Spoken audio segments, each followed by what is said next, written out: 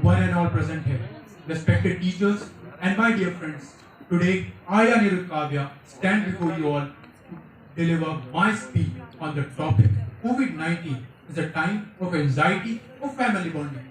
So I was having this discussion with a friend of mine and I talked to her that what's your take on this very topic?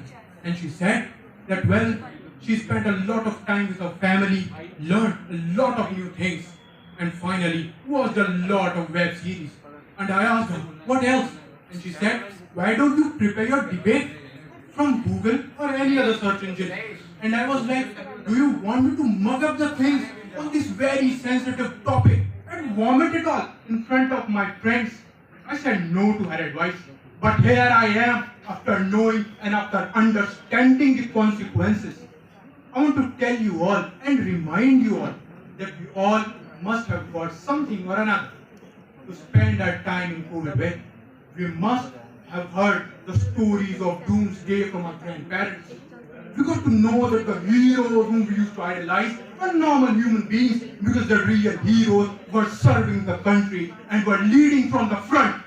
Be it an example of a doctor, a nurse, a policeman, a sanitation worker, or an ambulance driver. India was one of the most affected countries during the lockdown. 23% of the Indian economy declined.